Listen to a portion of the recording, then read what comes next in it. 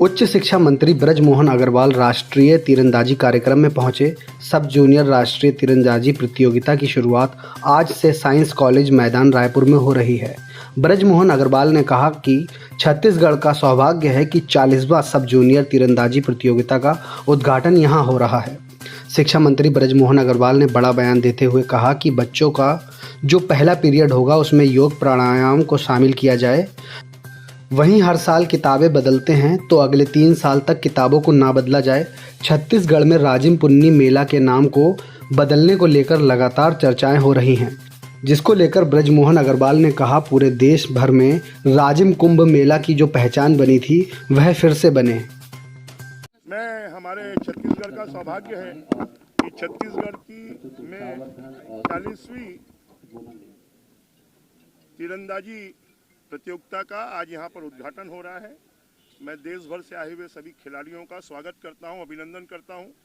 तीरंदाजी हमारे देश के वनवासी क्षेत्रों में रहने वाले बच्चों के लिए एक महत्वपूर्ण खेल है और अब जो ऑटोमेटिक तीर कमान के माध्यम से ये खेल होता है उसमें अगर हमारे बच्चे प्रशिक्षित होते हैं तो उन बच्चों को राष्ट्रीय और अंतर्राष्ट्रीय स्तर पर भाग लेने का मौका मिलेगा और ये राष्ट्रीय स्तर की प्रतियोगिता से हमारे यहाँ के बच्चों को सीखने के लिए भी मिलेगा। मेरी इसके लिए बहुत बहुत शुभकामनाएं हैं और सभी का बहुत बहुत स्वागत है, अभिनंदन। देखिए, बीजेपी ने अभी छत्तीसगढ़ में सरकार बनाई है। आने वाले समय पर हमारा लक्ष्य है कि मोदी जी फिर से तीसरी बार प्रधानमंत्री बने और छत्तीसगढ़ की 11 सीटों का उसमें योगदान हो।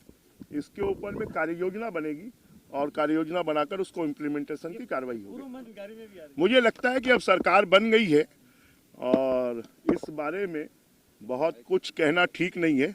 मेरी तो उन सब लोगों को शुभकामनाएं हैं कि सरकार के सामानों को सुरक्षित रखते तो ज़्यादा अच्छा होता। सर, कल विभागों का बैठक लिए क्या कुछ निर्देश? स्कूल शिक्षा विभाग है और स्कूल शिक्षा विभाग में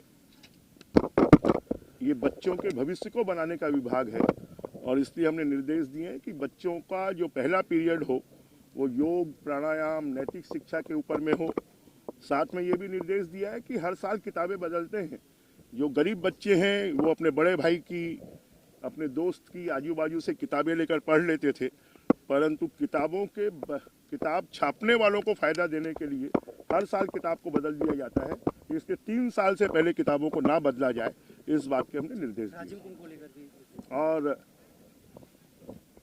एक राजिम कुंभ के माध्यम से पूरे देश में जो छत्तीसगढ़ की एक पहचान बनी थी फिर से वो पहचान बने और राष्ट्रीय अंतर्राष्ट्रीय स्तर पर आध्यात्मिक दृष्टि से, धार्मिक दृष्टि से और छत्तीसगढ़ को लोग जाने कि छत्तीसगढ़ में जो राजिम है वो प्रयाग राज है, वो त्रिवेणी संगम है, यहाँ पर कुलेश्वर महादेव जी का मंदिर है, ये राम वनगमन पथ है। इसको लोग पूरा देश और ये पूरी दुनिया जाने। इसके राजिम कुंभ फिर से पुराने वैभव के साथ में प्रारंभ होगा।